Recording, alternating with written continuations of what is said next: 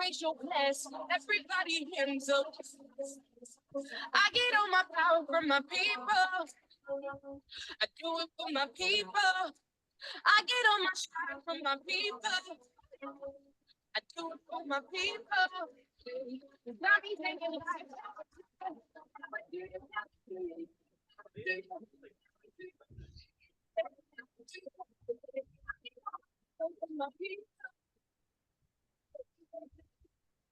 love me a long time like a shindo. Sex keep growing like a steamboat. And I'm gonna get up for my people. Oh yeah, trying to make another rack out in Reno. Sometimes it make me cry just to see you, but I ain't too far away if you're reaching. Yeah, yeah. I'm working on the clock, I'm trying to get my pins up. 4, 5, 6. Now we living coast to coast, yeah.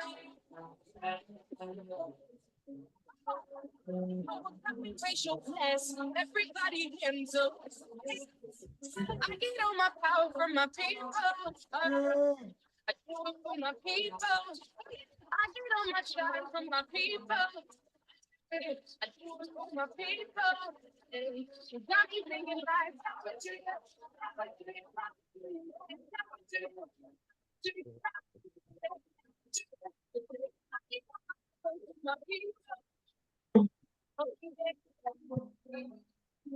feel like my own superhero. I owe it all to my people. Oh, to be your own superhero, you gotta get it with your people. I get all my power from my people. I do it for my people. I get all my shine from my people.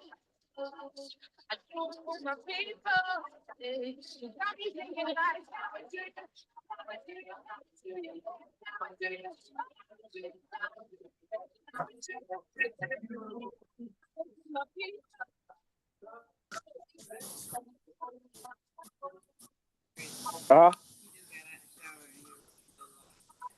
Okay, okay. Put this thing here. Can I pick this off my?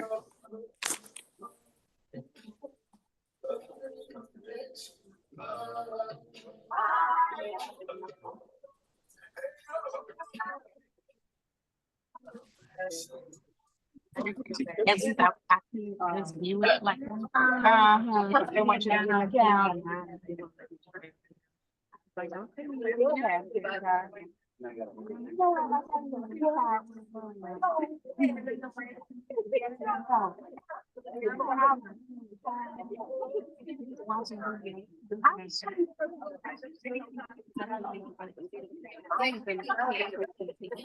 you know the thunder, it's all about new. But I'm the one I told the regular. Where you at, boy? Look at me. Yeah, I gotta fix that. Rod there. Thank you It's so all much. messed up. I'm Roz McCarthy. We're going to get started in about 2 minutes. And if you can put yourself on mute, that would be awesome. Enjoy the tunes. Happy Juneteenth Day. It's all about freedom and equality and unity and being able to have a really substantive dialogue tonight. So get ready. Thank you.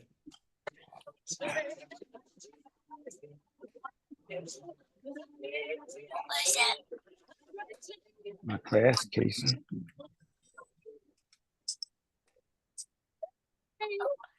I'm gonna keep on running because the winner don't quit on themselves. What's up, Jessica in Vegas? I see you. Hey, Ray from Mississippi. Mississippi is getting started.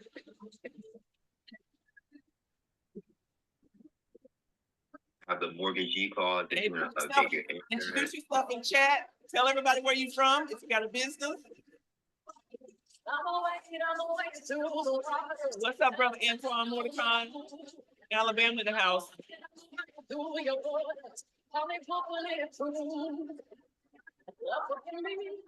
Hey, Valerie from Florida.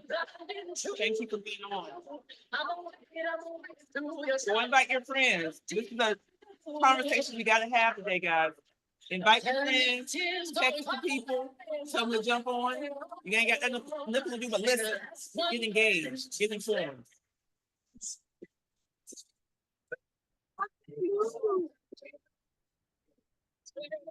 We got Stephanie from Beaverton, Oregon. What's up, Stephanie? Welcome.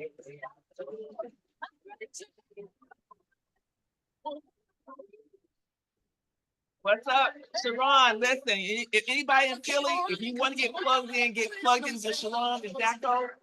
What's up? And happy belated birthday, Sharon.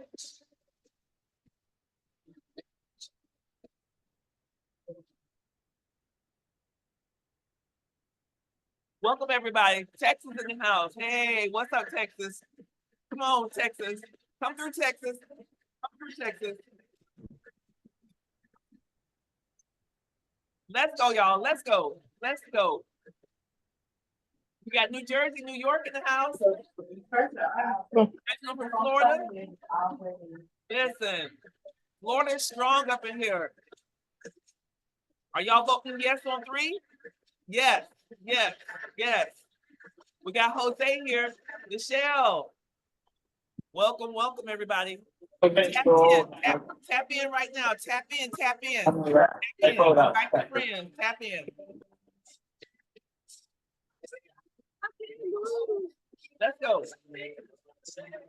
I'll be in Philly tomorrow too, girls. Hey, see you in Philly tomorrow for the Hire Conference.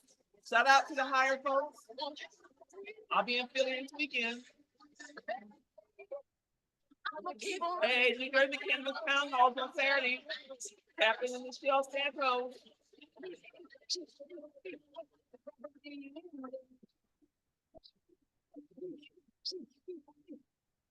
Come on, come on, come on, come on. Come on. Buen Venidos. Hey, my friend. This lady from Martinez. Welcome, lovey. I got Thunder Walker from Oklahoma. I just saw her come in. Hello, everybody.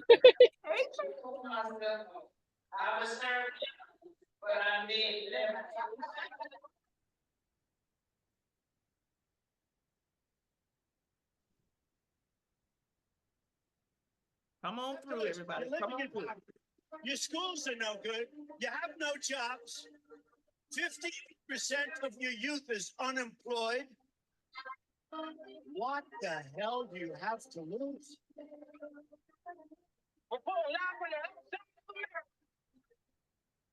Mama let me sip the 40. I was just a shorty. Then I started spitting garlic, and they said call me. I feel like this was for me. This just my story. Let's go, y'all. Let's go. Let's go. Jump on the porch. I got a porch. Let's take it back. I'm on the block with the Come killers on. and holding my own, of course. Introduce yourself in chat. If you got a business, put your website address in there. Camera coverage. I need to see you. Let's go, M4MM. Tell people, Thunder, put your website in there. Tell people what you do. Come on, Native Black Farm. Tell them what you do. Congrats to Native Black Farm, the finest Black-owned cultivation farm in Alabama. Let's go. Let's go. Let's go.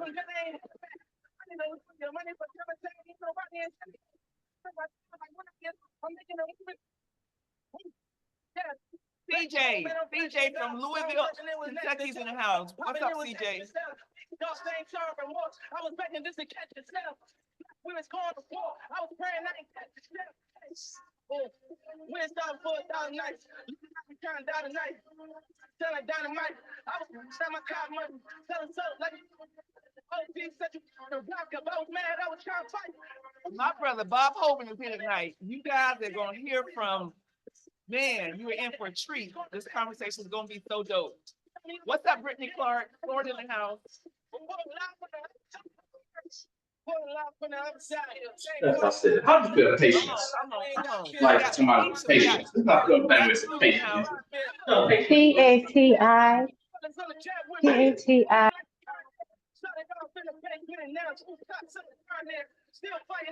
Happy Juneteenth, everybody.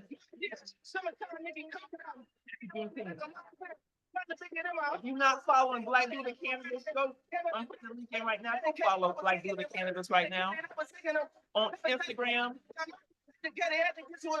Go join the Bliss Club right now. Black Buddha Cannabis.co. There it is.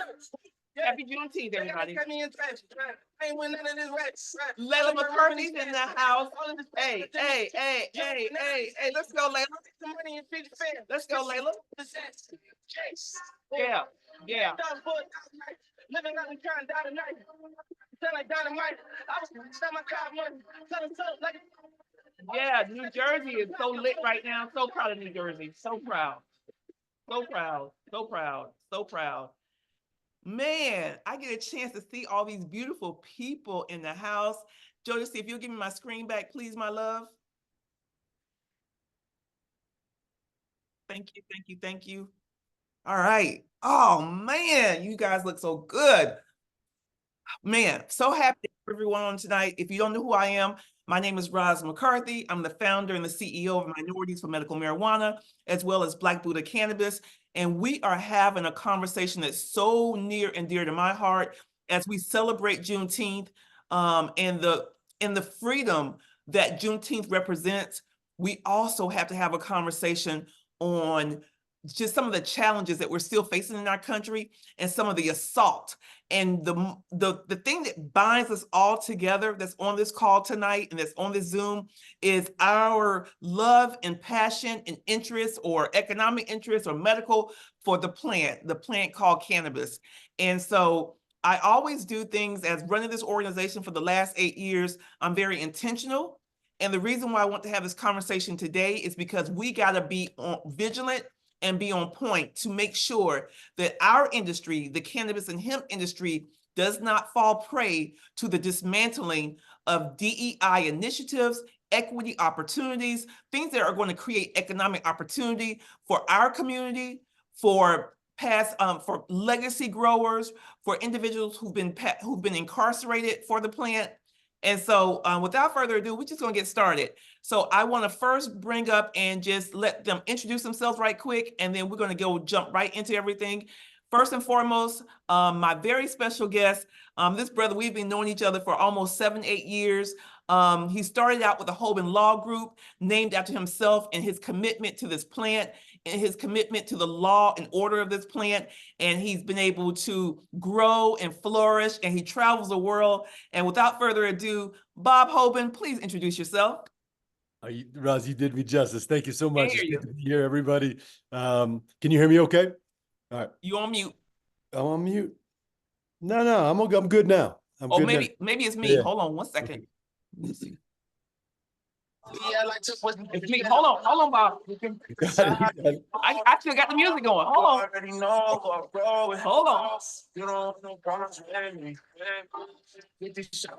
All right. Now, how about now? I can hear you. Can you hear me? I can hear you now, Bob. Let's go. No, it's great. It's great to be here. Thank you for the invitation. Always great to do things together, and great to be here with you all on this special day, this special week.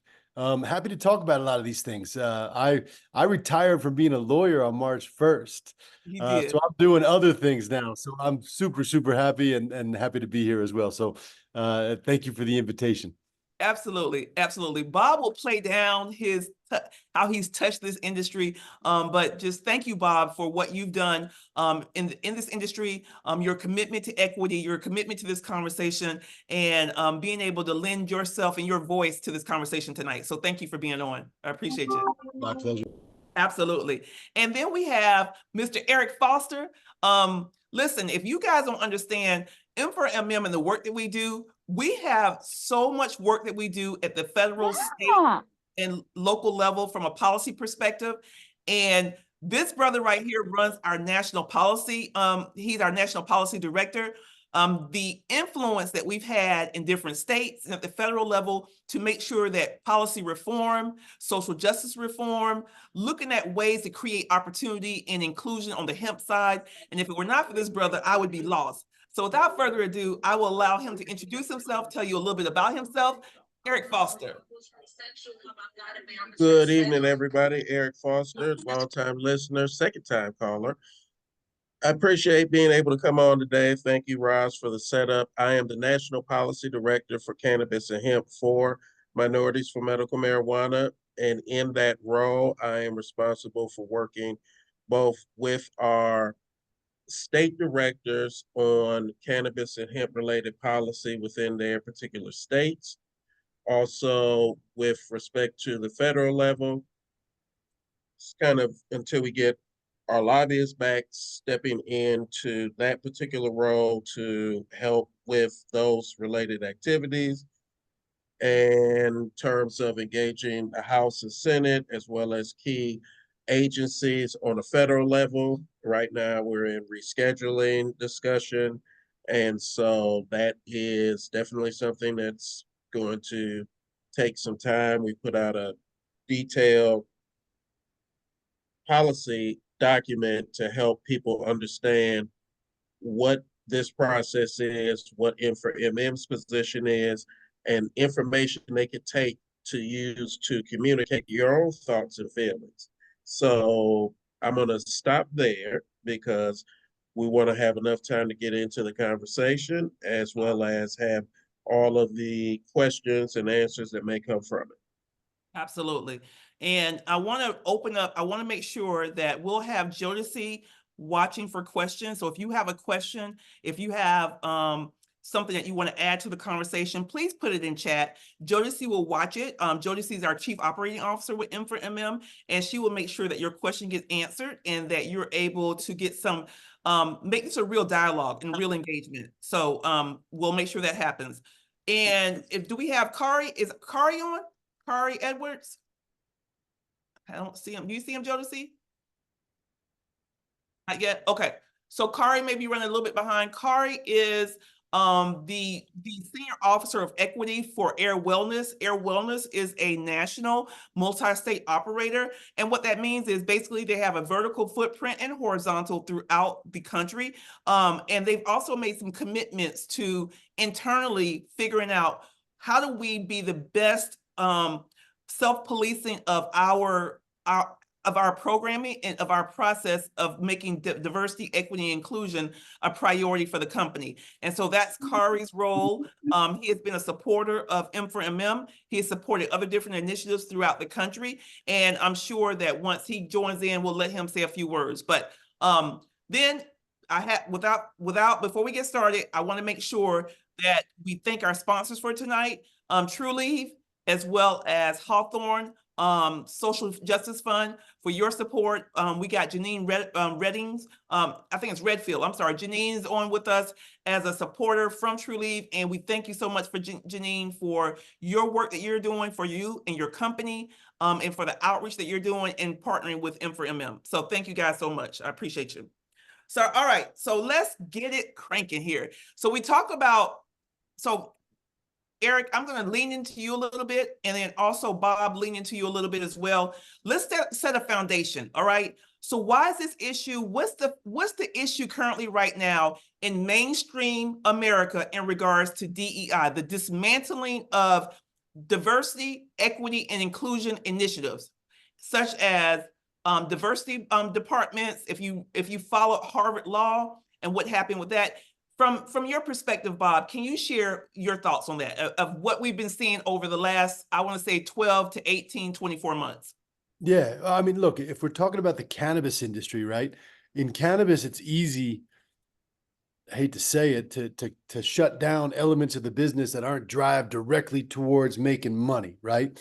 So if you had a group that was focused on DEI issues, if you had a group that was focused on social equity licenses and social equity concepts, it's hard to connect the dots when these companies are struggling so much, right? So it's easy to cut that department, and it's left some really, really good people. I know a friend of mine, Hillary, a couple of other folks got cut from big companies that were leading those DEI initiatives. Another guy named Mark Ross, a whole good group of people that got cut out, lost their jobs. And then you lost the initiative on top of these people losing their jobs. But it's a tough time in the cannabis industry. More broadly, I think that, the companies are companies. I mean, unless they're principled, they're always going to try to follow the dollar. And if the dollar doesn't show them that spending this money on this unit doesn't return them an opportunity or additional revenues, then they usually cut it. Now, that's a short-sighted approach, though, because when you look at it, when you look at inclusion, when you look at an opportunity where you have a more robust company, you have a company that participates on multiple levels, you have a company that is doing the right thing. Well, some cynical executive might say, oh yeah, what does that do for me? Well, it makes your company better. That's the thing. I mean, I remember I went to Rutgers University many years ago, a college within Rutgers called Livingston College, and Livingston's principle was all about diversity. And, I came from South Jersey, so I knew a lot about diversity, but I didn't understand what it meant in the basic concept of if we're all different and bring our things together, that makes the group or the company or the unit better. Too many of us live in an echo chamber these days. We only want to hear the same things that we think from the people that look like us, so forth and so on. So you couple that with that profit component I was talking about, it's easy for these executives to cut these programs, especially in cannabis. But they're missing the point. They're missing the point that the company is better. More robust perspectives deliver a better product and allow you to access more markets. So it might not show up on the balance sheet tomorrow, but it does show up on the balance sheet or the value of your company in the long run. And, Right. Unfortunately in big business, you can't just do good to do good. As much as I'd like to say you should and you could, you have to be able to connect it. And I do think that the studies show that the companies have a better valuation and they reach more people with better products and services if you have leadership that's devoted to bringing in that diverse perspective from all different walks of life. I agree 100%. Eric, from your perspective, and Bob touched on this a little bit when he talked about Rutgers and the university and having a program 20 years ago, 25 years ago, bring people up to speed about what's been happening at the state university level and why it matters and why we're having this conversation today, because it can impact what we're seeing in the cannabis industry. Eric, you're Okay, good question, Roz. And so I to answer that though, I have to go back to your original question first, which was what's happening right now. Right now, we are dealing with a backlash to the gains of women and diverse communities in the United States. Non-white and Jewish community population in America is roughly 43% of the total population, and over 50% of the population of those ages 15 and under. In that, diverse communities have been able to grow economically with barriers still that we have to fight through, and have been able to grow into positions of leadership and power and influence. And brass tacks, everybody, there are sensitive non-white white ally, they're not white, I'm sorry, sensitive non-allies who are white, who are scared as hell about this growth, this diversity, because it cuts against their worldview, their view of religion, their view of the white male's role in society, and they're not comfortable with sharing. And so one political party has taken this and has been in that party since the 1930s, but they have run it up on steroids, and they are suing across multiple industries, across multiple jurisdictions, and across multiple areas of discipline, employment, contracting, educational support and designation, to dismantle all of that under the guise of race neutral. Race neutral is a lie, because we've been judgmental ever since Adam and Eve ate the apple, and Adam threw Eve up under the bus and told God, yeah, God, it wasn't my fault, it was Eve's fault.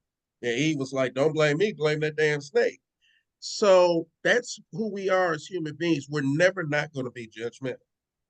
Now, the attack has had success in the courts because while we've had statutory laws that have provided for the support for diversity programming, everything from education, where you have various classifications for HBCUs, tribal colleges, Hispanic serving colleges and universities, HSCUs, as I call them, where you've had this in contracting.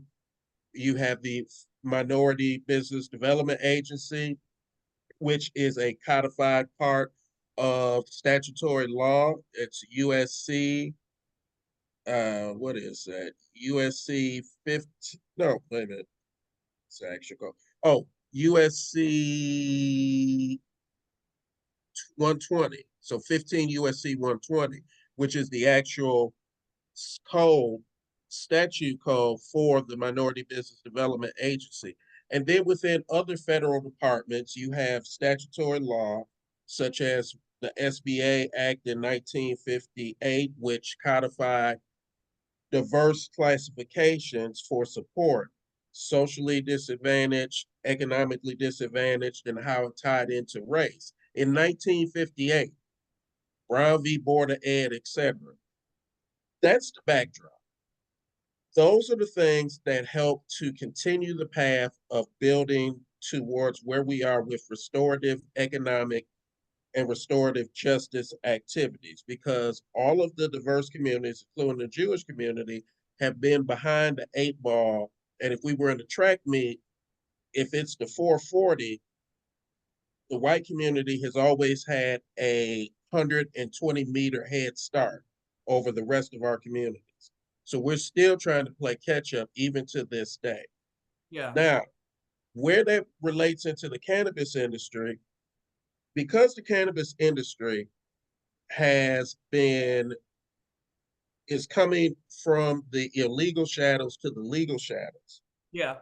Normal diversity language, law, and programming that would normally be structured to address structural harms for employment, business, and economic dynamics, you weren't able to start with those initially because the cannabis industry was illegal.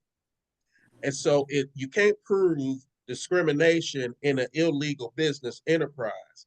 That would be like the Jamaican crime families suing the Italian mafia for discrimination in criminal enterprise organizations. Yeah. That doesn't work. So we've had this cadre of social equity to create a structure for how do you address diversity. Now I'm going to tie it all up in. The social equities is just another way to get to minority and disadvantaged procurement, licensing, economic restorative activity, and job training, etc. All of these issues that we've laid out are under the assault of people who are using the judicial system at a federal level to go after and dismantle these programs. It used to just be focused on education with affirmative action or federal contracting or state level contracting, but now it's expanded to venture capital, it's expanded to private corporate business, it's expanded to K through 12 education, and it's expanded to the cannabis industry. There's a group that's supported by the Pacific Foundation. It's funny, Rod, and the Sears Trust Foundation. This is one organization I found that I thought we could apply for funding, but they are backing cannabis lawsuits from white stakeholders who are saying that licensing programming to try to create a structural opportunity for justice involved or economically disadvantaged or just generally people of color are discriminatory against them. They have sued in New York, they've sued in Ohio, they're suing in Maryland now. They've sued in a number of states, and that's now becoming a growing sector of where we're going to have lawsuits both at the state level of courts and the federal level of courts. Yeah. So I know I didn't answer your question But fully, let me stop you right there, because I want to bring Bob in from an attorney's perspective, from this dismantling or the sea change of equity and diversity conversation and initiatives. Are we seeing more litigation, Bob, from your perspective? I mean, does it feel like that we've opened up? I know we have, because we've seen in some states where there's been equity programs, and we've seen non-equity folks sue the state and saying that it was discriminating against them. Your thoughts? Yeah. I mean, look, in America, in this day and age, with, as Eric was alluding to, some of the politics around really seeking to divide people. I mean, they're not even pretending that they're not trying to seek to divide. And then they leverage these lawsuits, as Eric alluded to. And we're in a dangerous situation with our Supreme Court on a lot of different issues that are social based. Believe it or not, I think those judges, I think more conservative judges are good on basic black and white. When I say black and white, I mean, one way or the other, black and white issues as it relates to the cannabis industry and whether it should continue to be illegal. But when we're talking about diversity issues and we're talking about things that sound like the old term of affirmative action, in other words, if you're given one community an opportunity to correct the wrongs of the past, they don't want to hear it. They don't want to hear it, and they're not going to go down that road. In fact, I forget the name of the case, but it was in a college admission context, if I recall correctly. And I think that's what Eric was talking about. At the end of the day, they said you can't give an opportunity to a person of color because that's discrimination too. You're making a decision based on that person's qualifications. So they sort of stop looking backwards and say, well, what about what happened back then? Yeah. We have to make the playing field equal now. And that's a problem from a legal perspective. We're going to keep seeing those suits. And if things go up to this Supreme Court, I think that you're going to start to see a lot of the dismantling of those programs that sought to level the playing field historically through giving people opportunities today. Now, specifically, and you're talking in the cannabis industry, and when you talk about state courts, the whole New York licensing program was held up because a different group said, well, you can't just give this group of people opportunities. You have to give us opportunities too. And everybody's sort of started carving out different groups that were disadvantaged historically in this fight. And then the court, of course, came down and, stopped short of dismantling the whole program, but ruled in favor of opening up that social equity program. So you're kind of damned if you do and you're damned if you don't from a policy perspective, but also, and I don't want to get too far ahead of myself because we might dive into this in a little bit, but the social equity programs in the cannabis space that are sought to sort of correct those problems from the past, they're not well designed. They're designed so that people with money can still be predators and victimize the people that you're trying to protect. So what do I mean by that? I mean, if I'm a fund and I've got, X million dollars to go build something, and I need to find someone that qualifies as a social equity applicant, I just need to go find that person. And I'm still, again, a little bit cynical, but a lot true as well. I'm still just using that person because of their color, because of their criminal history, because of the fact that they fit into a certain definition. And then I'm going to bring them in. I'm going to get that license. And then they're still not going to be given an opportunity to participate meaningfully in that business. They just get the license and hopefully make a few dollars along the way. So it doesn't really address what it's seeking to address. It's not giving, minorities and people of color and different disadvantaged communities that have been affected by the war on drugs. It's not giving you an opportunity so much as it's saying, the people with the money are still going to come in and leverage your characteristics, your skill set, because you fit this definition. And that's wrong too. But I'm not so sure that there's a better way to do it than just to keep trying. And I'd love to hear this, Eric, but let me just But Eric, before you go into your answer to that, I need you to help me first set the stage in regards to we talked about the issues that we're seeing of government policymakers, let's say governors. I want you to give a specific example. I'm going to share a specific example. I want you to give feedback to that, and then let the people know how many other states are doing something similar. So my example for you is the state of Florida, right? The state of Florida and our governor, and again, no politics as an organization, but it is what it is.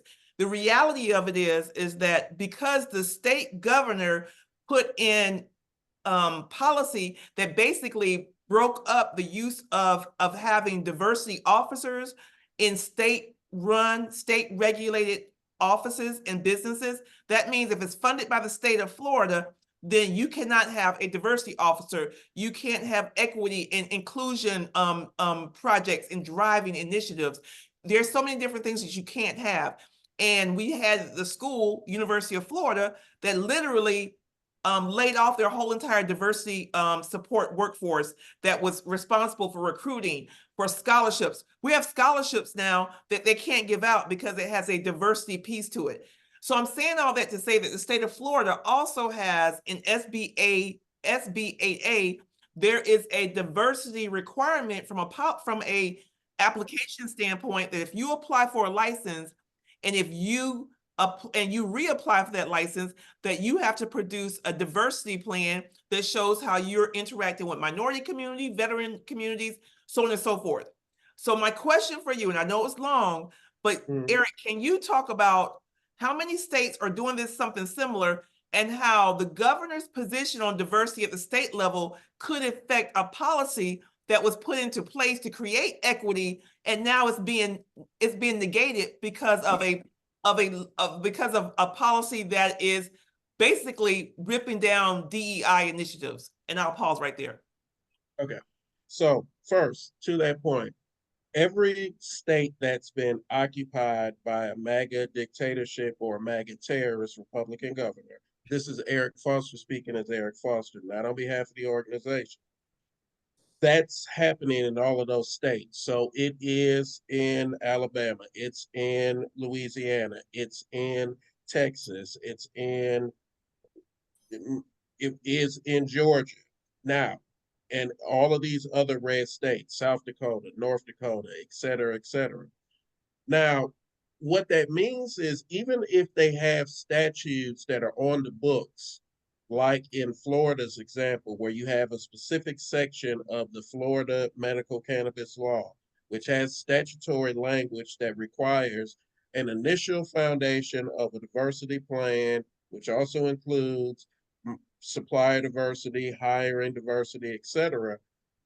The actual enforcement gets rendered mute when the legislative body passes or the governor signs an executive order and it is sustained by the biased court system in their state, because by that point, depending on how the judiciary is set up, they've either appointed enough judges or run enough judges, if judges are elected, to get control of the courts. So they have put their foot into rendering those statutes effectively mute. And you can have a law on the books, but you can have another corresponding law that renders it null and void or ineffective. That happens all the time, federal to state level. So in Florida, what I would say, because I did reach out to the OMMU for us earlier in the year to find out what was going on, and they said, well, we do, it's still a requirement, but we don't have information on it that we can publicly, if you're willing to pay us for getting documents, then we could potentially give you some information. To me, I'll be honest, considering that there are other states like what I call free states, like Michigan or Illinois or other states where you can find that information, it's publicly available with regards to diversity plans, they don't track it and are not enforcing it.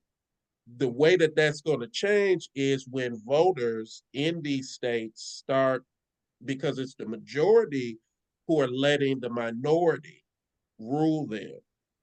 When the majority says we're going to vote these people out, then you can start to affect policy through statutory law and through judicial rulings by having actual judges that will interpret the laws.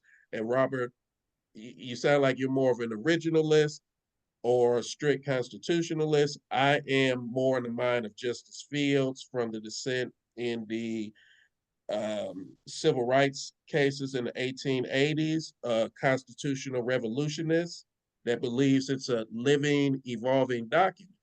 And so we need judges that balance out your strict constructionist judges with my constitution evolutionary judges, so we can actually get to a good interpretation of the laws in the judicial system, a balance, because we don't have a balance right now. And mind you, the Supreme Court is making up shit as they go along. I'm expecting that they're ruling on the immunity or some of these other issues is going to be the just because we can doctrine. Right. Because they're making up legal doctrine that didn't exist 2 years ago. So that's part of it, Roz. It's going to take that step. So in those states, like in Alabama, they have statutory law that requires a specific percentage of the licenses to go to minority licensees. Are they going to actually follow that? No. In Florida, you've got that language. In Georgia, they have a whole structure in their language about supply diversity, community benefits, etc. Are they going to enforce it? No. You're not going to get enforcement in those states. It's on the books, but it's not going to be enforced. And so I want to pause right there because I want to go into the DEI social equity programming. So I want to frame it up for everyone. We have policy reform, statutory language that's inside of these medical programs and adult use programs that have supply diversity requirements, hiring requirements, things of that nature, making these companies have to produce documents showing they're doing it. However, there's not catch language to say who's responsible for monitoring to make sure it gets done, and then who's responsible and what happens if you don't do it. So, i.e., if I'm a large cannabis company and I know I have to produce this document, but I don't have to worry about anybody checking me, no check and balance, then that means it's just a bunch of words on paper. And that's where we have to hold our cannabis company. So if you're in Florida, if you have an interest to be in Florida, then you should ask any program, any operator that's licensed in Florida, ask them for their diversity plan because it's a requirement. Same thing for Pennsylvania. So I want to make sure I frame that up for everyone because it's critical that we start, if our government won't hold them accountable, then you ask, right? We have to start holding accountable. I'm glad you brought up Pennsylvania because in Pennsylvania, you can access that information. You can access their original plan and then their renewal plans. It's publicly available. You can download the whole application and it's a lot of pages to go through, but you can get it. In Florida, unless the licensee is willing to give it to you, the state's not going to force them to do it. That's the difference between a free state like Pennsylvania and a dictatorship state like Florida, where you can't get information. It is currently 6:14 and I'm waiting for Somebody needs to be put on mute. Thank you. So to Bob's question though, about how do we make these programs work, it really comes back to actually using, this is where you now can use the statutory law for diversity, for socially disadvantaged, economically disadvantaged, all of that fits within how states are doing their own procurement, their own business certifications, their own educational programming, both at the K through 12 level and in the higher ed level, where they have statutes that define diversity, define the communities that are affected, and have the statutory remedies that have been tested in court and have stood up in court that they also are willing to enforce. So if going forward and doing this in Minnesota with the Global Equity Roundtable that I'm on behalf of M4MM, that was the first thing that I pushed to the group and pulled all of the Minnesota statutory law regarding diversity in all of their different programming activities and said, this is how they structure their social equity. It's really a minority business procurement and licensing program. And you rely on the existing law, and then you can add in additional elements around justice involved or the like, but start with the foundation. These states, when they did it, they didn't go to the foundation of existing laws that they already had on the books. To start making it up. Right, because they didn't know that they could just tack it on to MBE stuff already. Right. Or they weren't thinking that creative. Yeah. But can I say this? And I want to, we have a really strong question that is really appropriate for where we are right now from a social justice perspective. So Jody is going to answer this question from our audience. But can I say that there's a possibility, especially from from legacy advocates who are advocating for legacy operators and those equity operators to participate, that if you were to adopt current policy that's there for minority businesses, that the legacy operators who ideally, that's who we want to be first in line, would get left out. Is that fair, or is that, from So Robert, I just want to jump in real quick and then please jump in. It's all in how you write the statute and then how you write the administrative rules. If you write it right, and I hate to say, but Michigan, once again, is a really good example. Rule 19 in the administrative law that was adopted after we passed the medical commercial statute, the MMFLA, right, it actually allowed the municipalities that still have functioning operators under local ordinance structure, if the community opted in, those entities had a direct path to be temporarily licensed while they went through the regular licensing process. And that's where most of the diversity in our ownership in Michigan, we're at about 24% in the adult use and 23% in the medical that's diverse, non-white, and that's not counting Arab and Chaldean. If we had those stats, it'd probably be closer to 45%. Mm. But most of that came from the way we structured that legacy system. So it's all about how you write the law and write the administrative rules. I'm gonna shut up now. Bob, But please jump in. Eric, I was just going to say, I mean, to your point about writing the laws, right? It's who qualifies to get the license in the first instance. So that's one way to look at the law. That's how you set the program up from the beginning. You got to have a qualifying person to sit in an ownership or leadership position. Then you've got the plans you were talking about. But then the question becomes, what happens if the plans aren't publicly posted, they're not required to be updated, or they just don't follow through on it? So what is the logical outcome of not following through? Do you lose your license? Well, that doesn't seem to benefit the very reason that we set up the company, to benefit certain types of owners anyway. So what do you do? And, the other thing I would note, and I really want your perspective on that, but the other thing I was just going to say is, let's just remember, this industry has turned into something that we never thought it was going to be. Legacy operators have relevance to a cannabis business, but it's not apples to apples. It's just not.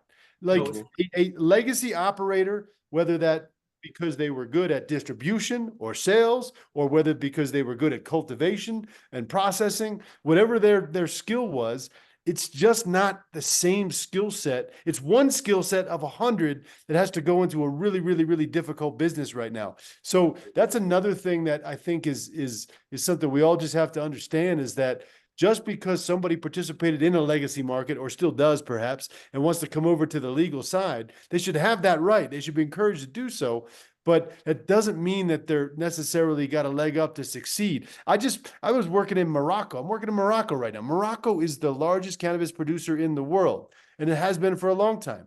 So what the government wanted to do, they wanted to give the outlaws, as they kind of refer to these guys as, the opportunity to register with the government. So then all of a sudden what they're doing is now legal. So then they'll act different. They'll be treated different because they're not just treated as smugglers or, you know, illicit growers. So that's a great goal. That's a good thing. But then now all of a sudden you've got these people who grow really, really good Beldia cannabis, legendary Moroccan hash, but they don't have a chance to participate in any meaningful commercial system without other parts. So I guess the question back to you, Eric, would be, is what do we do if they don't comply? And then what else can we do to make the program better, or these programs better, so that the people are not just getting a license because of the social equity classification, but so that they actually do have a chance to succeed? Yeah. And that Partly is, to that, partly ahead. to that question, Robert, is one, we have to apply also the federal level requirements around joint venture licensing to be able to qualify for federal contracts, and what's in the private sector through the National Minority Supplier Diversity Council. Here in Michigan, when I was on the Racial Equity Advisory Work Group, the joint venture partnership program that we have was written by my committee of that task force, and it is looked at, I was just told recently, one of the best programs with both a lack of predatory partnership structure, because we adopted those models from the federal government for joint venture and from the private sector to demonstrate that if it is a true joint venture, that minority has the controlling, uncontested interest and is making the decisions. And then secondarily, you have to be willing to take somebody's license away. Quick example. So Grand Rapids, we helped Grand Rapids write the first statutory ordinance that created a model for preferencing local licensing, diversity in procurement, local hiring, and quality of hiring as preference points. Didn't mandatorily give you a license, but it was structured in a way to where when it was sued in court, the litigants all lost. Grand Rapids, though, has been afraid to enforce the structure of the law because they're afraid, well, what if we don't? Because we wrote it so that at renewal, you have to show what you actually did.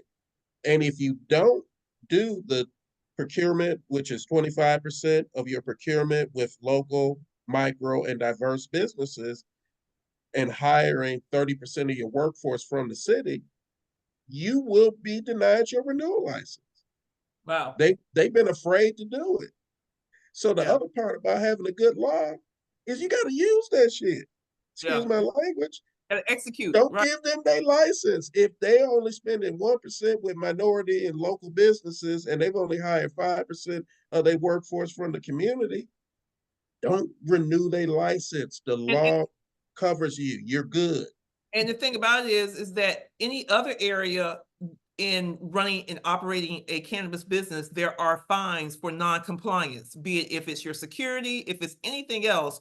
So my position was, why does the DEI or the diversity issues, and even in the diversity-friendly states, I'm not seeing that. So I want to pause on that conversation because I want to make sure we have like so many questions, and I want to transition to some other areas. Jodeci, can you ask your question from the audience, and then and Bob, I want you to shoot at this first once Jodeci asks the question. How do you think Westmore's parole of 175K cannabis convictions will affect DEI in Maryland? So go ahead. Yeah. So the question, I'll just kind of repeat it. So the governor of Maryland just issued a large number of pardons. Look, I appreciate it. He's a new governor. I think we got to appreciate that effort. But this stuff should have happened a long time ago.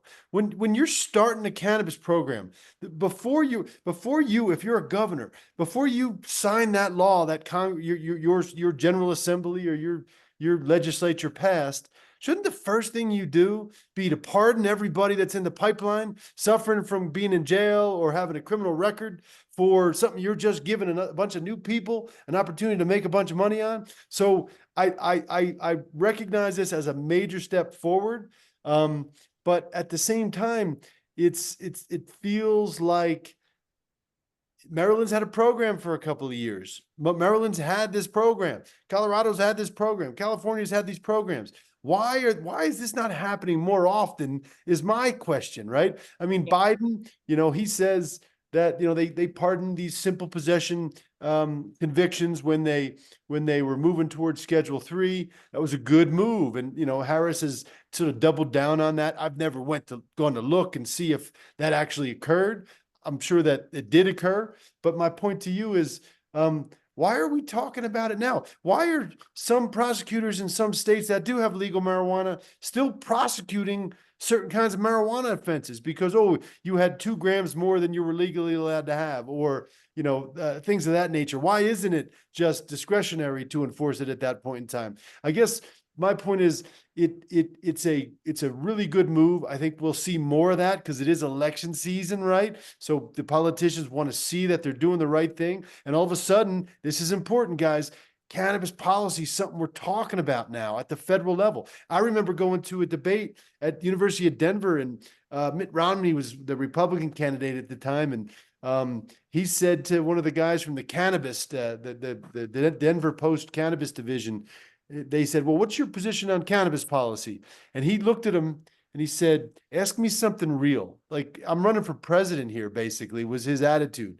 My point is, you can't do that anymore at the federal level. You got to address cannabis policy as real policy. That's an improvement. The fact that the governor of Maryland stepped up and did this, that's an improvement. Hopefully more and more things happen, but it begs the question as to why local district attorneys and the like are still prosecuting these types of things for little minor violations, or, that was marijuana, not hemp.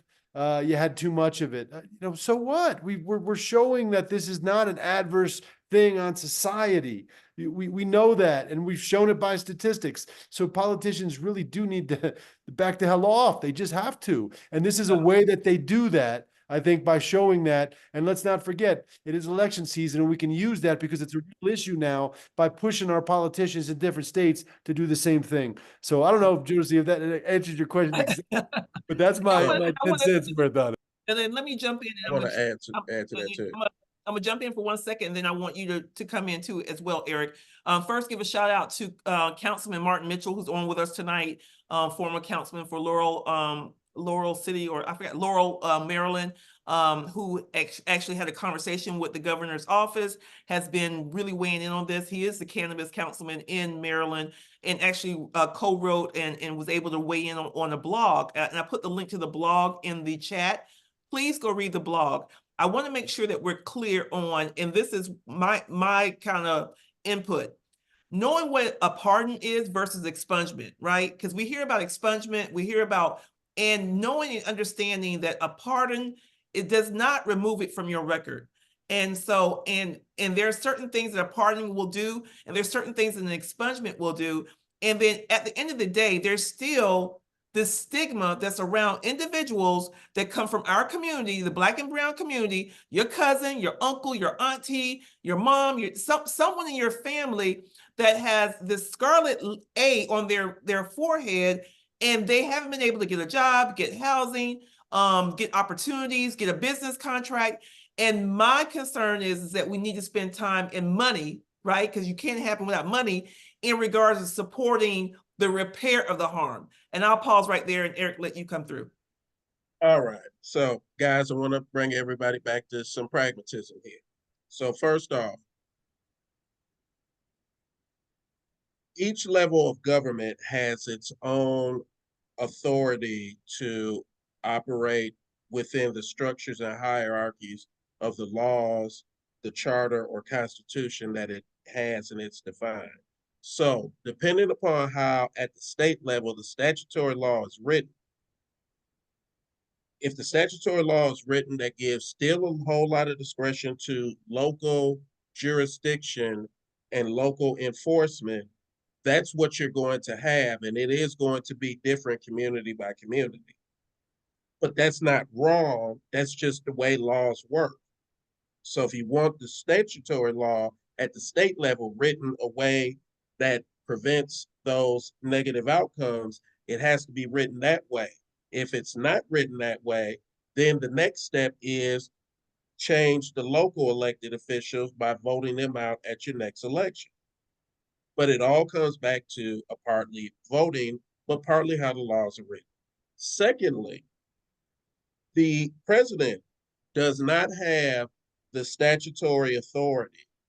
And this is why our position on what we're doing right now with the administrative process of descheduling and rescheduling is that our review of 21 USC 811 is that the executive branch does not have the power to deschedule cannabis, partly because the underlying statutory structure to support what happens when you let cannabis out of the supermax prison and you put it out on the streets doesn't exist to govern the medical application, the adult use individual application, the immigration, the interstate commerce. There's not enough statutory authority. And if the Chevron deference is overturned by the Supreme Court, which gives agencies deference in interpreting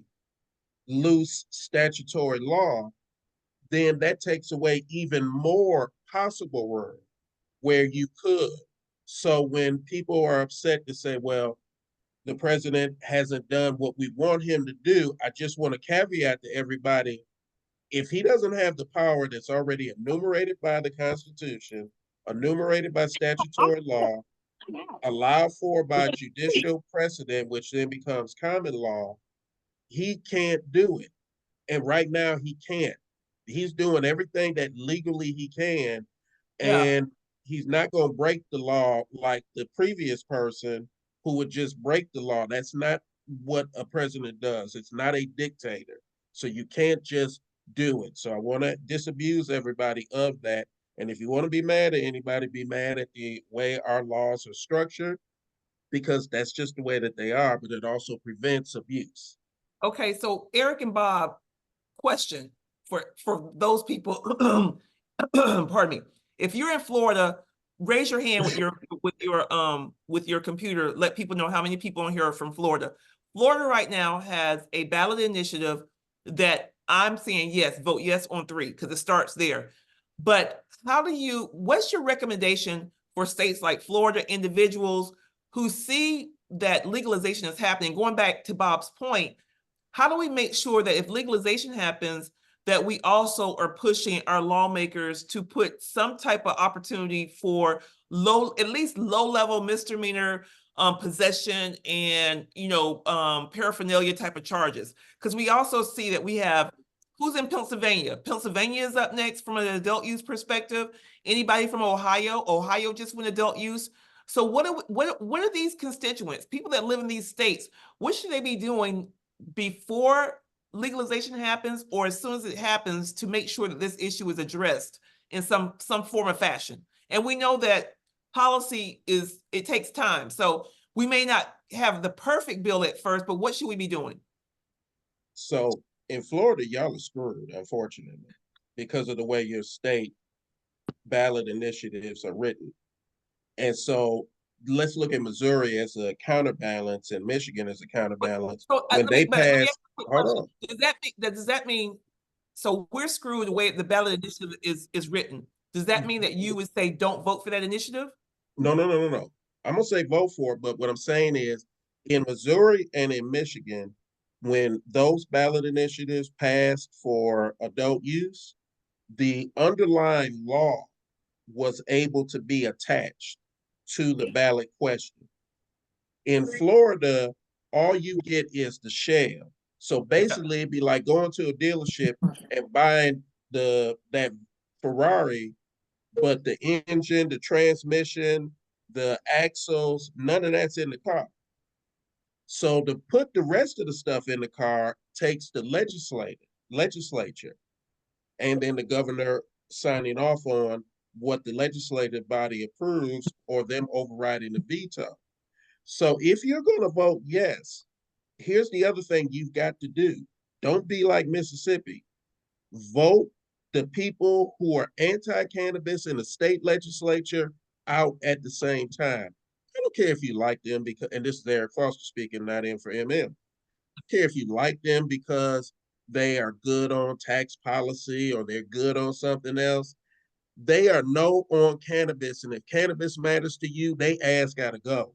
They have to be voted out at the same time because right now, with the super MAGA majority in the House and Senate, you're not going to get legislation that addresses any of that for the enabling of what the voters pass. And Yeah. all you got to do is look back to restoring voting rights to felons. Real simple. 67% of the voters voted for it. And what did the legislature do? They gutted it. So that's why I say vote yes, but you also got to vote your state house and state senate members, Democrats, or if it's an independent who can win in that district and is pro cannabis, vote for them if no Democrat is running. But damn it, you cannot vote for the anti cannabis candidate and vote for cannabis legalization. You're not helping yourself. Well, And what you're about making my life harder. what about if you have a state like Pennsylvania that has these urban hubs like Philadelphia, and you have people like Senator Street and Congressman Rock? I mean, you have these pro our community in social justice reform. What should those constituents be doing? What should, how do we make this a priority with when you already have a maybe lenient state, right? So vote differently for your state senate because your state senate is your roadblock. Your state house is probably willing to pass something that would be on the adult use side that would really work and be good for the overall body. Your state senate is majority MAGA Republican. They're not going to take it up. Once again, if you vote those people back into office, you're not going to get it passed. You're not going to get it passed out the Senate, and the governor can't just do an executive order to implement marijuana as an adult use industry.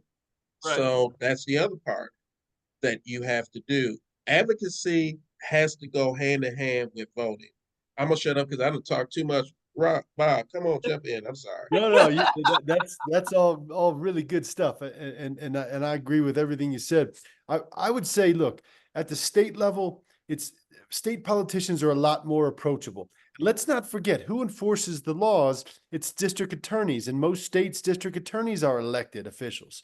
So it's not out of the question to go out, particularly through an organization like M4MM, and say, what's your position on election day? If you're a district attorney, if you're a state representative, on election day, if this passes, are you going to support, a pardon or something that fixes the problems in the past? If you're a district attorney, if this passes, are you going to dismiss all possession charges that are under your department or your office right now? There was a guy in Boulder, Colorado, of all places, who did that the day that we passed adult use, Stan Garnett. He didn't have to, he did it.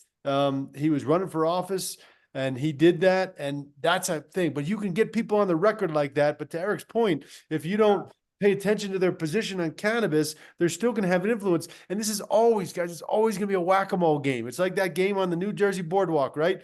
Where you got to hit the one thing down, the other thing's going to pop up. This is the same thing. The prohibitionists are going to keep popping up, whether they believe it or not. Sometimes it just gives them an advantage and it gets them some money from a different group that can't stand marijuana. And, Florida's really, really interesting, though. DeSantis is not going to pardon a bunch of people. He still wants to run for president somewhere down the road. But here's what's interesting about Florida. He just vetoed that hemp bill that would have killed the hemp industry. Well, we know why. Well, we know why, but also I think that hemp really is the social equity opportunity, because it's a real business. It's a business that can be sold in mainstream America, not in a single purpose store. And I'm not taking side marijuana versus hemp. I always, through my career, I've walked right down the middle of both of those, and I've figured out how they could coexist. And most of my clients historically played on both sides. But the real social equity opportunity is playing on the hemp side, because Yeah. you have access to it. You have business skills that can be approachable. The marijuana regulations, they're so over-regulated, it's so overtaxed that no matter whether you're, Procter and Gamble's 35-year, CPG leader, you can't succeed in that industry because it's overtaxed and overregulated, and nobody wants to walk into dispensaries. So Yeah. I think that this balance has to occur, and it'll be super, super interesting to see what happens on election day. But it also pits the True Leaves of the world against those hemp operators of the world, and the hemp operators represent small business, represent opportunities for your average person. Which one of us can go work for Truly? Truly wouldn't even hire a guy like me, and I've worked in the industry for 18 years. So my point is, you got to really look at where the opportunities lie, and do the regulations, are they counterproductive in and of themselves? That was the deal that we as an industry cut with the government 10 plus or minus years ago, so that they would let us open up stores. Overtax us and overregulate us. We'll pay whatever you want. We'll do whatever you want. Just let us have stores. Well, guess what happened? That deal doesn't work anymore. It doesn't work economically. It doesn't work from creating opportunities for business. So we got to renegotiate that deal. So somehow, some way, I'd love to see the thought of the hemp industry and the marijuana industry have to work together. Florida's the center of all of this, because the hemp industry is really where there are so many more small business opportunities for your average person, no matter what community they come from. I mean, and can I just say this, Bob, that you are like preaching to my spirit right now. I just made a decisive move to add, Black Buddha is in the regulated cannabis side, but to add products in the hemp side in a little bit over a week ago, that we decided that, you know what, we're missing on an opportunity that might be easier, that has a lot of more upside, and not that we're going to walk away from the cannabis regulated market, but let's go take a stab at this hemp market. And it was because of the fact that you guys have to read the tea leaves when, let me set the foundation. There was a bill that was passed that would have minimized the hemp industry in the state of Florida. It would have removed the Delta 8 products. It would have removed some of the processing opportunities. It would have definitely minimized the hemp industry in Florida. DeSantis vetoed the bill. That's huge. It's like a dog whistle. And it was a dog whistle to me. My company is based here. I'm a Floridian. I know this. It's in my backyard. It was a big dog whistle to say, this industry is not going anywhere. Let me figure out how do I participate and not have as many compliance-driven issues, and even access to capital that I have on the regulated side. So Bob, thank you for sharing that. And everybody take a note. Hear what he's saying to you. I see we got Coach out of Georgia on with the Georgia Hemp Association. If you need to plug into this, brother, maybe hemp is where our conversation needs to be had. Okay, so I want to set the tone here. Jody C has another question from the audience, and then I want to get that answered, and then I want to make sure I open it up for more conversation, and then so that we can wrap up in about 25 minutes. And is everybody with me? We all still plugged in? Good conversation, good information? Good? Okay, Jody, hit it. Yeah, we talked about it a little bit, and we tapped on it just a pinch, but a member said, we would love your take on DEI with regards to expungement and legalization and rescheduling. And then I have a couple of more that we can get into later on. Yeah.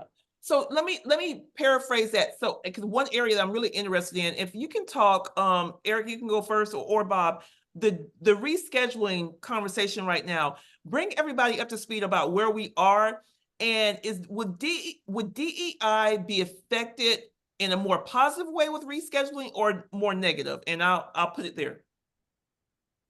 I'll be real quick on this one, Eric. I think it's negative, because what you're doing is, when you make it Schedule 3, if the companies want to comply with Schedule 3 standards, you're adding all these layers of federal regulation on top of what you already have to do at the state level if you want to be a compliant operator. What does that mean? That means that you're really opening the door more and more and more to mainstream companies, big companies, not small companies. So if you open it up to more and more to big companies, it feels like you're necessarily limiting the opportunity for social or DEI initiatives, because that's where small companies that exist in the marijuana sector or the cannabis sector, whatever you want to call it, how they exist right now. So it feels like it's a closer move towards creating big. We think our big cannabis operators or MSOs are big now. Wait till Procter and Gamble and Coca-Cola own them. Then tell me how many social equity and DEI opportunities we get as an industry. So that's the way I look at it. Yeah, yeah, no, So that's a great point. So my review on it, and we're now kind of we're in the find out phase, part one of this journey. We effed around and now we're in find out one. And why we're in find out one is because the DEA, FDA, and OMB, Drug Enforcement Administration, Food and Drug Administration, Health and Human Services, I forgot about them, DHHS, and Office of Management and Budget, contorted themselves into a pretzel worse than seeing a bunch of bijointed people playing Twister to create a structure for what this could look like. But what they did, and what you don't see in any other of these processes, and Bob, tell me if I'm wrong, usually when you have an administrative rule that comes forward for public comment, there's an underlying structure of how this is going to work day to day if it's adopted. This one really doesn't have an underlying structure. They're basically kind of like Oliver, the Oliver, the orphan kid. Yes, sir, may I have another? In terms of asking for, how do you think we should structure this? Because we're kind of at a blank slate and we don't have a lot of that detail right now. And so I don't think it affects DEI from a federal level, because however it gets structured, it will primarily be structured to work with the medical sectors of cannabis at the state level. This is my take.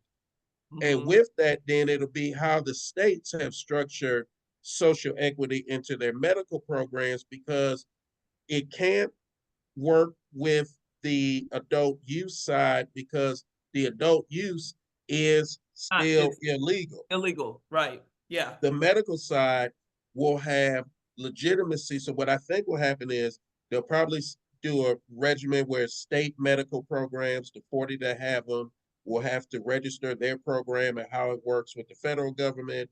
There may be an infusion of dollars into research. The one area for potential diversity opportunity, if the MAGAs don't take over Congress and the White House, is in medical research and research with minority serving colleges and universities. But I think that's all you would get out of the federal government. I think the majority of what we would need to do is then revisit the state level governments and have the state governments add in their diversity programming into the medical programming, so that's not just in the adult use, but tie bar that programming back to the rest of their existing diversity programs for procurement, education, healthcare, etc., as your foundation. Yes, Nicole, Susan, it may make a good point. 280E will help minority operators as well. People say, oh, it's just going to help the corporates. Shit, it's going to help the minority operators as well. Because they're paying less in taxes. Yeah. But that's about all we can get out the feds at this point. I will say this. When I was my first thought of creating M4MM, I didn't know what I want to call it. I didn't even know I wanted to do it. I was trying to run from it. But prior to doing this, I was a grant writer and a grant reviewer. And when I started looking at this and the illegality of this industry, and knowing that at some point in time that it was going to, that at some point in time that there was going to be the opportunity for this to come up and out of the shadows and be legal, I created the organization Minorities for Medical Marijuana so that if there was research resources, if there was grant dollars, remember, if we can't utilize, there's something called medically underserved populations, a MUP, or medically underserved area. 9 times out of 10, a MUA or a MUP is going to be in one of the hot zones where we've seen issues with criminalization and disproportionately arresting Black and brown folks. So the way that you get around having things that say DEI equity is you look at rewording it based upon economics. So disadvantaged, medically underserved, and therefore, if this happens where you have all the states have to upload their, let's say, their program to the federal government, we as an organization have to be very vigilant that MUPs, MUAs have some type of opportunity to still stay and to flourish. And that's how we serve our community, and that's how we support equity programs, because we say, hey, we need to have X number of retailers in MUAs and MUPs, and 9 times out of 10, that's going to be Black and brown retailers and dispensary owners who say, you know what, I'll put a dispensary in my community. If you go around the state of Florida, and I'm just going to pick on Florida, it's very hard to find a dispensary that sits in the Black community, period, the end. And this is where our opportunity is. And these are some of the things that we cannot allow the cannibalization of the medical program. This plant is medicine. It's medicine for me. It's medicine for a whole bunch of other people on this call tonight. We have to stay vigilant from that perspective. Okay? All right. So I'm wrapping up. We got one other question, and then we'll kind of wrap up in a conclusion. The last question, and Jody, I don't know if you see it or I can ask it. Jocelyn said, her question is this: what are the proper steps to proposing a DEI policy to lawmakers in states that do not have any existing policies? How do you initiate a DEI program within your company? And I will, any feedback, Bob or Eric? Yeah, if you want to start a program in your company, there's templates out there on how to do it. I think you create a task force. It's what we did at my old law firm, the Hoban Law Group. We created a task force, and we talked about all those different issues, and we kind of figured out what were the values, what did we stand for on those things, and then we created the policy. And then nowadays you can find templates for all that stuff online. So creating it for a business is somewhat easy. To push it at the policy level, you really need politicians and people that want to make a change, or that believe that the playing field needs to be leveled or past wrongs have to be fixed. So those are a couple of different notes, but my point is there's answers out there. You don't have to come up with it on your own. The feedback part of it, what does your organization stand for? What are the important values within those different issues? You got to have that discussion sitting around a table. You can't go tell everybody this is our company's values. You got to kind of come out and see where it is, in my opinion. And then that creates a robust discussion too, which is really important. And then when you want to put it in paper, you go find a template online or use AI. I don't know if you guys have viewed it. Makes lawyers irrelevant in this day and age. It's the gift that keeps on giving, Bob. I tell you what. If you sat down in a round table in your group or your office, and you came out with 15 to 20 bullet points, and then just you upload that document into ChatGPT and say, I'd like to create a DEI policy based on these principles. Before you know it, in seconds, it's drafted. Yeah, you gotta work it, but I'm telling you guys things already. But to me, it's just remarkable. It's remarkable. And Eric, I want you to weigh in, but I want to encourage folks: if you are a Black and brown business owner in this industry, that does not exclude you from creating your own internal DEI initiatives and programming. Okay. Yeah. You should have initiatives, programming that's centric to who you are, because if nobody else will create the infrastructure and the opportunity for our community, we will. And guess what? You control it. So Thunder Walker, Marsha Maxwell. I see Satin Faulkner on, Councilman Martin Mitchell, Roz McCarthy, Lloyd Banks. We should all be having something in our mind of thinking about what is our initiative to either, have more inclusion in our company, but also what are we doing from the community facing, from the consumer facing, or whoever you're serving? How do you also have initiatives that is about equity and about inclusion and about diversity? My opinion. Okay, Eric. So most states, not most states, all states, DC, and even the territories do have diversity language that already exists in their state statutes for procurement, things around education, especially for low and disadvantaged communities, as well as for public health and health services and family services. The problem is depending upon, so that's the first place. So looking through public acts in your state in those areas, procurement, public health, education, that's where you'll start and you'll see language that's written. At the federal level, diversity related language is written in the multiple titles of federal code. So you find it in many different places. It's not just in one center. Getting the state to actually enforce and move on those really ties into the state that you live in. Because if you're in a MAGA occupied state, they're trying to render those mute or repeal them or just turn a blind eye and say, we don't know they exist. If you live in a blue state, a free state, as I call it, a democratic state, then you have a better chance for it, but it still will take being active and aggressive to make sure that those things are being adopted and implemented at those different state levels.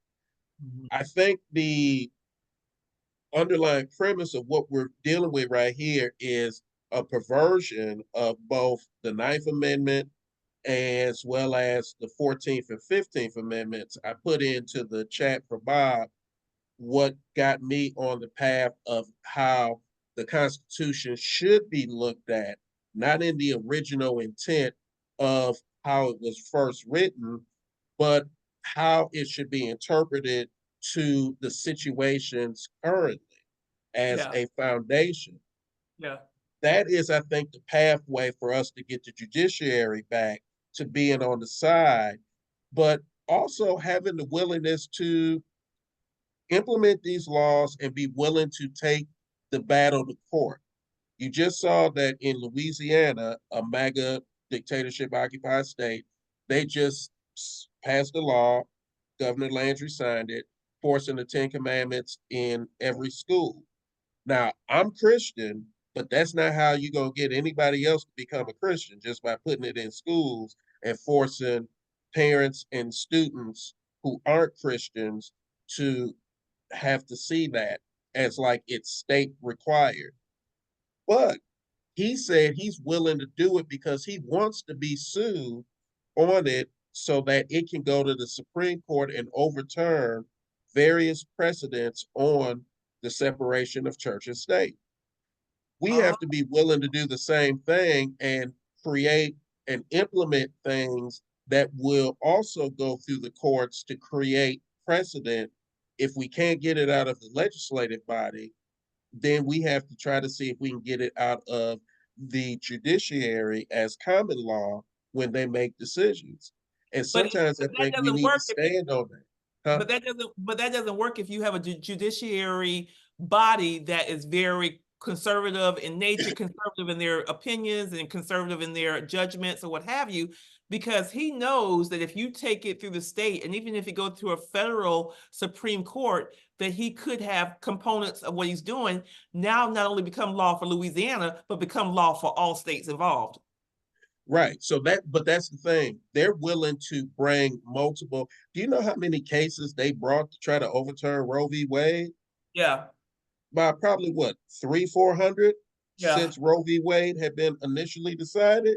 Yeah. So they kept coming back multiple times. Yeah. We have to be willing to come back multiple times. Oh, okay, you're going to overturn this law on diversity or this law on licensing requirements. Okay, we're going to reword it, repackage it, and implement it again. Sue us now, and then go through the course. You got to keep doing it, because also there's something that you can build up in the dissents.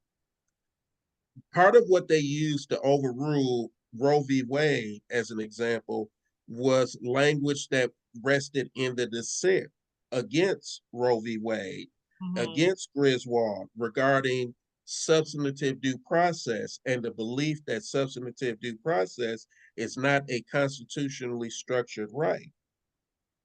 You have to keep challenging, because you can use Justice Fields' dissent, you can use Justice Kagan, Ginsburg, Sotomayor, and others to become eventually judicial precedent. So a dissent can be used in the future for the good. Argument. Right. Yes. We got to be willing to test it. And just like Jeff Landry is like, come on, sue me. Okay. But so in Michigan, Reggie Whitmer needs to be like, we gonna do this, sue me. Sue us. Well, Come for all on.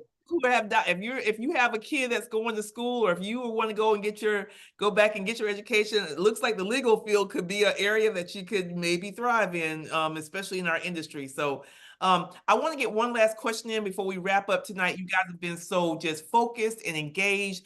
Keep talking in the chat. Make sure you're talking to one another. But one area that Bob has touched on, and I know that you're passionate about, is the hemp industry, Eric. You want to touch on the DEI things that we are currently, as an organization, are trying to, we'll touch on the Farm Bill and the hemp provision still that's floating out there, and what we're trying to work on, and what we need people to stay conscious of when it comes to the Farm Bill and the hemp provision. So the hemp provision, so the House version of the Farm Bill really didn't do anything good for hemp.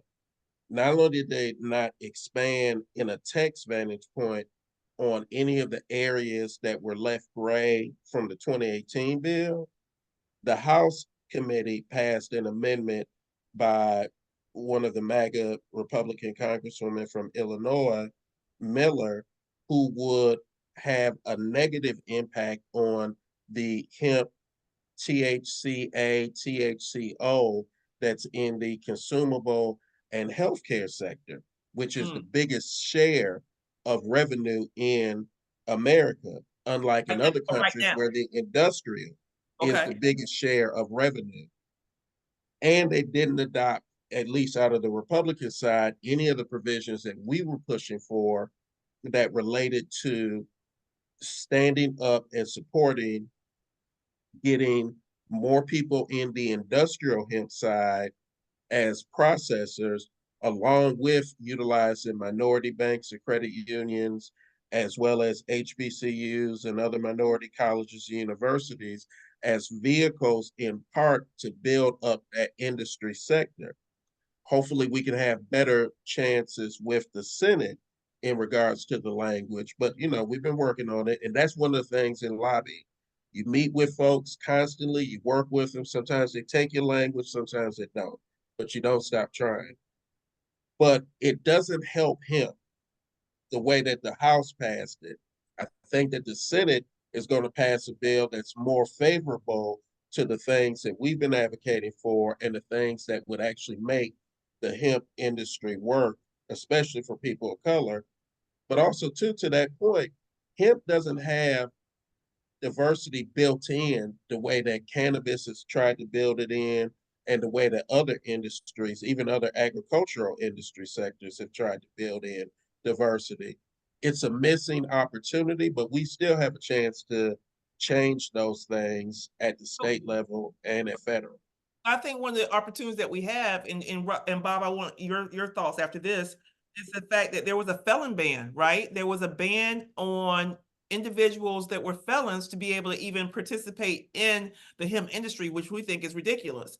So there's ways, and that's a diversity issue, because felons would be coming disproportionately from our community, right? So I do think there's things that we should be doing, and we probably need to put more attention to it, because it's one of those things I think is a low-hanging fruit and kind of can go underneath the underneath the eyeballs of people that are trying to micromanage the process, and we could maybe get some good policy in.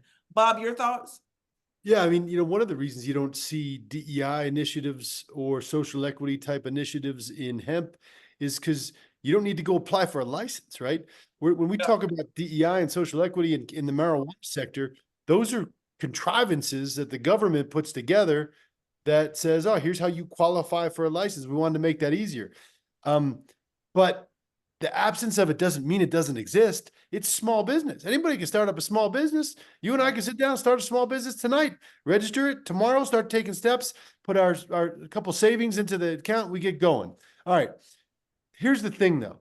I'm in favor of the planting of hemp for any purpose. The more hemp we plant, the better our environment's going to be, whether that's industrial uses or whether that we're talking about these intoxicating compounds. And it occurs to me, and Eric, you said this, for adult use programs to go forward, meaning recreational marijuana, if they're going to be federally legal, you can't do that with a Schedule 3. Schedule 3 requires you to sell medicine if you're going to be compliant. And I say if you're going to be compliant because we're all selling things that are illegal now under Schedule 1 and nobody's compliant, and yet it exists to the tune of, billions and billions of dollars. So if we want to be compliant as a marijuana sector I call the cannabis industry having two sectors, marijuana and hemp, but I just use the legal terms. I think when we talk about marijuana being cannabis, we confuse the hell out of people, but that's neither here nor there. I understand the background and the reasons for that, but when I think about the cannabis industry, I think it has two sectors, marijuana and hemp. They'll inevitably merge. And if you need descheduling for over-the-counter or adult use cannabis to occur, well, guess what? Hemp's already descheduled. And guess what? That Miller Amendment you were talking about, Eric, it's gone. We did it on Wednesday morning. It's gutted. It's already done. That it doesn't stand a chance to survive because of, guess what, guys? The alcohol industry. The alcohol industry stepped up and said, we're seeing less and less sales every year. We want to sell 2, 4, and 5 milligram beverages. That still stays under 0.3% of the finished good, and they're going to get their way. So now the debate's going to be whether it's synthetic or naturally occurring. We'll see where that shakes out. But at the end of the day, isn't low dose OTC beverages, gummies, vapes from hemp really the future of adult use? And then if I want to go in and buy a dab or buy something that's really high in THC, D9 THC, I'm going to have to walk into a dispensary. So then you hope that those states will have a medical marijuana program that does have like a severe pain catch-all, which allows me to go in and say, yeah, my migraines hurt today, or my back hurts today. Give me a card. Let me go in and get my 42% THC flower and my 99% purity dab or whatever. My whole point being is Schedule 3 means medicine. Schedule 3 means big business, unfortunately. Hemp's already descheduled. Schedule 3 means medicine, not adult use. So we have adult use, descheduled, low dose in hemp right now. So that's my point. And as I said, it's just business. If we want to start a business today, we can, regardless of, we don't have to go get a license, regardless of the opportunities that are required. So I see hemp as being a big opportunity, but plus I do see hemp as being very beneficial to, communities that have been historically treated badly around this issue because it levels the playing field. Yeah. Now, Bob, though, you do have to pay a license fee to become a hemp either cultivator or a hemp processor. And yeah, but it's $250 and they can't say no. Some states. Now, like in Georgia, it's $5,000, I believe. No, sir, $25,000, sir. 25,000. So Georgia, because Georgia's anti even that, they put the bar high. Like in Michigan, you can become a cultivator for $80 and a processor for $300. But let me just a simple one-page application. Sure. But in putting in context, Georgia, it's like you trying to become the national director of intelligence. But put in context, there is, even when people want to buy, let's say if you want to get a bar, there's a liquor license, it's expensive. In the state of Florida, to even apply for operator license in Florida, it's $165,000 just for the application, non-refundable, you won't get it back. $165,000. I would take a $25,000 pretty much guaranteed if I have all of my paperwork together versus a 165 lottery pick that I don't know if I'll get it back or not. And there are some states where there is no entry fee. And guess what? Hemp is transferable. It is state by state. And so like currently And international. And international. Export hemp products. Yeah. So listen, we got Coach on. Coach, you want to say something to everybody? Because What's Coach got to say? As we wrap up, guys, as we start to wrap up for the night, if it were not for the support that I get from Coach as our Georgia State Director and as the founder and the CEO of Georgia Hemp Association, and just good old, he's just my brother. He always is he is the hemp. He's the hemp god, you know, in our community. He has been fighting this. He's been going to NOCO. He's been working with Bob and all these different people. And he's always talking about us bringing this topic together. Our commitment as an organization, I don't know if Stanley is on tonight. We are going to have a hemp solar land symposium that we're going to have an all 2-day symposium on everything hemp, because I think it's going to be our responsibility as an organization to uplift the opportunity and to really position our community to understand where we can thrive in this industry. So Coach, you want to just say hey to everybody right quick? I'm gonna give you the floor. You got, I guess not. But anyway, so Coach is here. He's in Georgia, and we go from there. Where will my thing go? Oh, I don't know what happened. I thought you said no. No. Am I on? Yeah, you on. Say hi. Hey, how y'all doing today, man? Bob, it's good to see you, bro. And when she do this hemp symposium, I'm hoping we can bring different resources and different individuals to come together and just make it happen. I'm out here in Georgia, man. We just doing the Juneteenth festival. We got a 3-day festival with about 200,000 people coming through. So if you guys are around in Georgia, man, make sure you just come through. And we're talking about sustainability and the education of hemp and cannabis at this new festival dealing with sustainability. So if you guys can come through or give a shout out to the Juneteenth, ATL.com, man, come on through. But Dwight, you're doing an excellent job. I'm glad that we're in a position to pull these good people together. Eric, you're putting the policy together like nobody is, bro. So to understand what's happening and to be able to strategically move like that, I'm with that. So I appreciate everybody and thank you for letting us. You're welcome, Coach. Hey, Coach, somebody look in the chat. Somebody asked for you to reach out to them. Listen, guys, as we wrap up tonight, let me please just thank our guest speaker. Unfortunately, Kari Edwards did reach back out to me with Air Wellness and apologize. He got caught up in the graduation that he couldn't get out of. But we had a robust conversation. This should be part 1. I think clap your hands if you think we need to have a part 2 on this. And let me tell you something. I had to go off on somebody on LinkedIn today because they was like, well, I don't understand what does these people have to say about DEI and what do they know? You know what? I tell people to shut the hell up, because if you don't have a solution, if you're not bringing this issue up so we can have a conversation and come up with solutions and be able to work together, then you need to go fly a kite. Because if you don't have something nice to say, don't say anything at all. So if you see people trolling and trying to kibosh what we're doing, tell them to go to hell and keep it moving. I want to thank you guys. Thank you, Bob. Love you, Bob. Thank you so much, Eric. I love you. I appreciate you, man. I want you guys, I'm going to play a little music. Go in the chat. Tell us how we did. Make sure that people know. If you got a product, if you got a business, go put it in the chat. And scroll chat. Go find someone. Get to know them. Go follow my blog. Go follow the brands. Go to work. Don't go anywhere. Let's celebrate Juneteenth together. I love y'all. I love you. I love you. I love you. I love you. We'll see you soon. Jodeci, I love you. I love you, sis.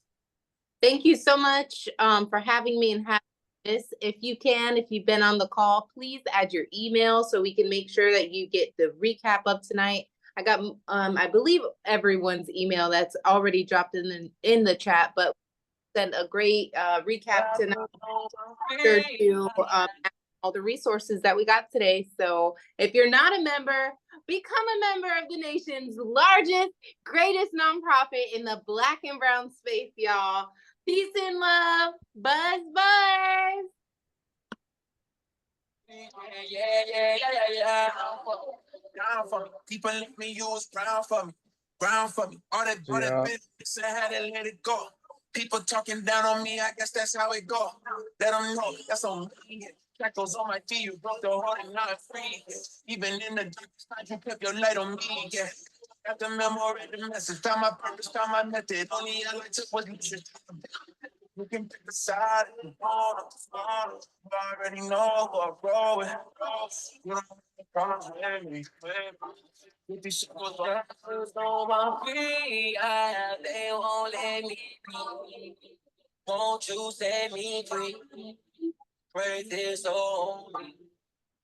Pray this on me. Got them shackles off my feet, yeah, yeah. They took me back up in a picture, yeah. I didn't love when now I'm free, yeah, yeah. I got them shackles on my feet, yeah, yeah. I got them shackles off my feet, yeah, yeah. They took me back up in a picture, yeah. I didn't love when now I'm free, yeah, yeah. I got them shackles on my feet, yeah, yeah, yeah, yeah.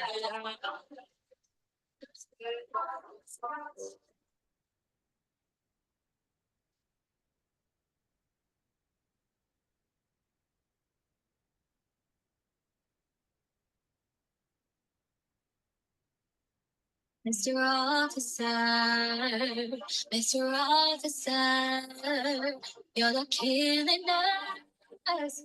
Mr. Officer, what if that was my brother? What if that was my dad? Listen, guys, I want to remind you, we will have a recording of this. We'll have it on our website. We'll put it on social media. So if you missed it, or if someone you know missed it and they need to hear this, we'll make sure we'll have it available for you. So stay tuned. What if they were all I had?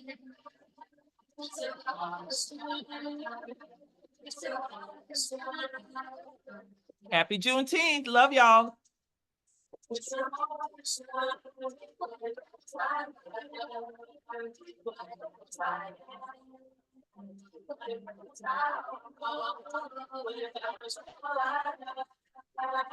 Y'all supposed to be the heroes, though. You know, protect and serve. Y'all taking us over the earth. I see the police and it my nerves. They pulling me over. I'm showing them both of my hands and watching my words. I got insurance, no warranty, pointing this gun like you want to blow it. Tell me why we gotta die. You want to what? Reach for a gun? You think that's a trap on a cop? You can't breathe. You still choking, man. Why would you lie?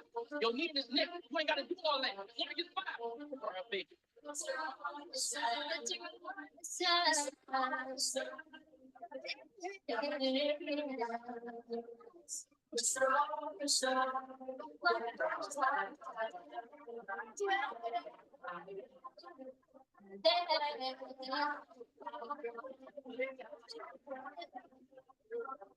They put that badge on and feel like they better than us. Right now, it's seeming like they job is to make it tragic for us.